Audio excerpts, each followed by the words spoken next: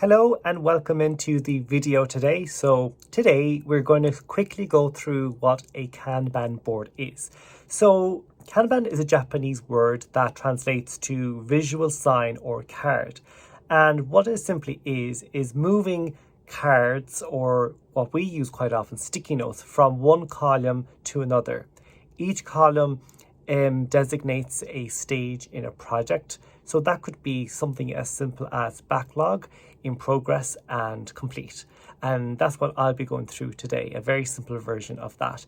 Kanban is used in a lot of industries, in software, in manufacturing, but a lot of people use it for their day-to-day lives as well because it's such a simple and easy to use technique and can be fun as well.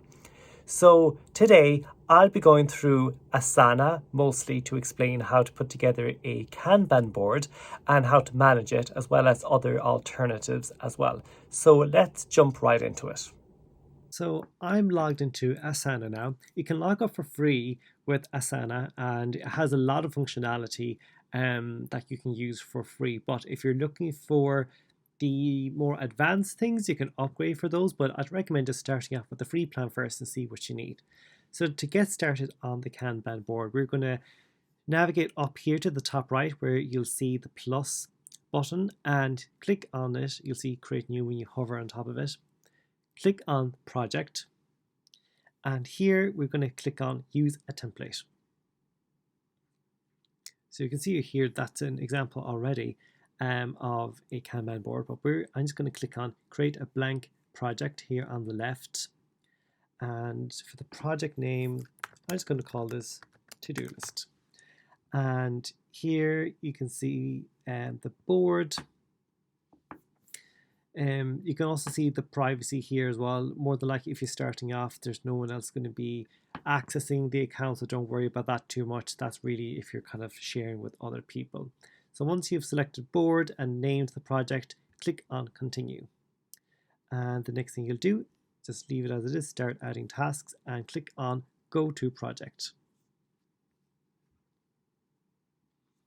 So here it's almost done out for you already because you have to do, in progress, complete.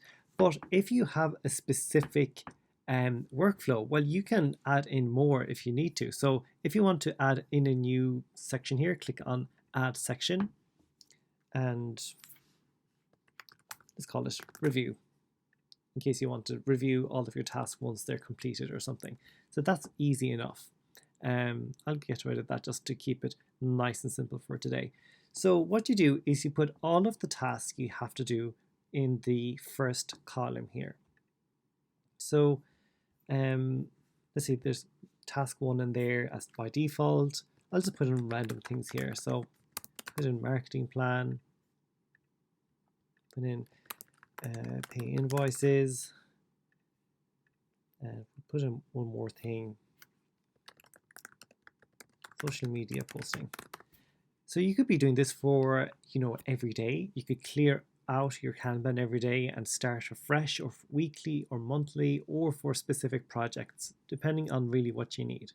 So once you start working on a project, you can simply move it over to the next section. So here it's now in progress, the marketing plan, maybe you're working on it. And then once you're done, it's over here. So it gives you a really good visual representation of where you are with your tasks, and it's a really good way then for you to know how many hours is left on a certain task or project, how many hours should you be allocating to it, how many hours should you be allocating to more so your creative work. So it takes away that unknowingness within the administration of your business, which is really, really important. I know we all hate doing the admin things most of the time, but if you can get a handle on it and get a way that's easier to manage it, well, it's going to free up so much time and allow you to reclaim your time to invest in your creative work or your quality free time. And it's really satisfying for you to be able to move these cards from one column to the other until they're all over on the right hand side. And then, you've done your bit for the day. And one tip I would have for when using Kanban boards as well is not to overdo it with tasks. I would definitely start off with what's your top 3 priorities every day and make sure they're on it, and maybe add another few after that if you're doing this kind of on a daily basis. Same thing for weekly. Maybe you have your top 3 priorities for the week. Make sure they're in there and don't clutter it too much.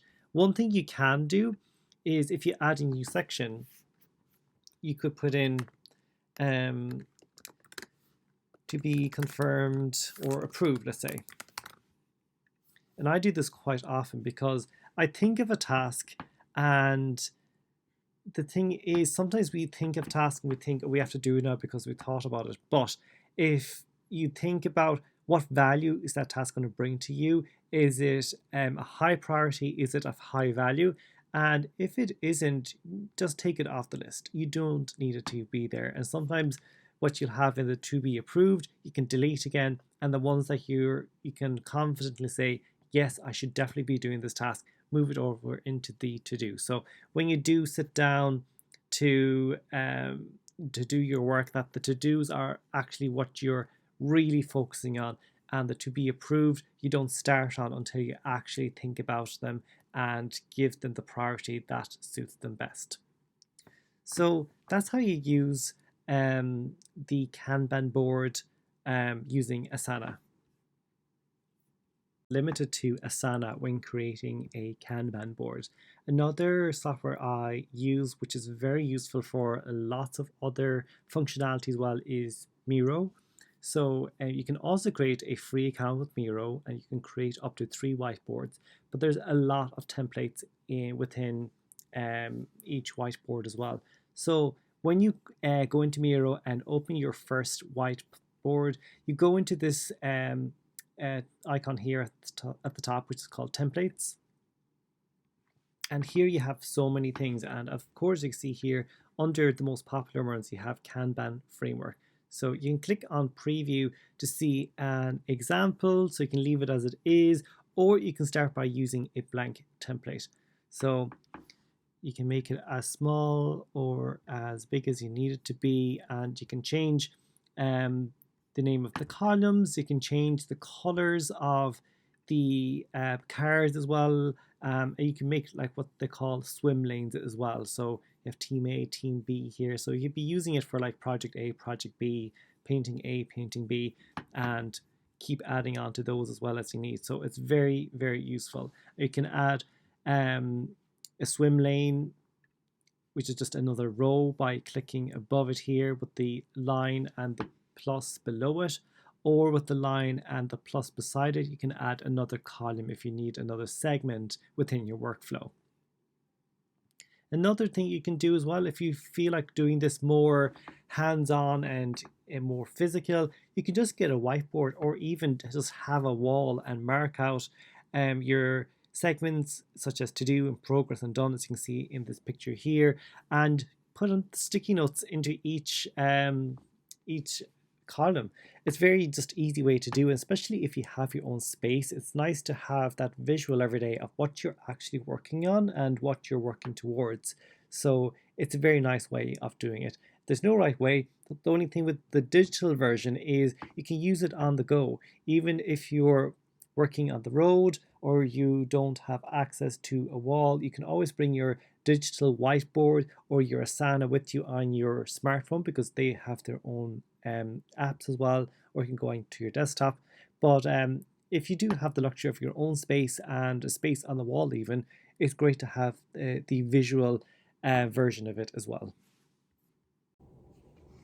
So there you have it, and that's how to use a Kanban board and how to create different versions of it, both digitally and in person as well, with the physical sticky notes. So it's great to have variation of how you can do your Kanban board, and feel free to look for other solutions that might better suit you. They're just the most common ones that people are aware of and are very accessible as well. So if you want to learn more about project management, specifically for artists or creative types, please go on to our website, tonta.io. That's spelled TONNTA.io, where you can find more information there about project management and how you can implement some best practices there for your work as an artist and a creative.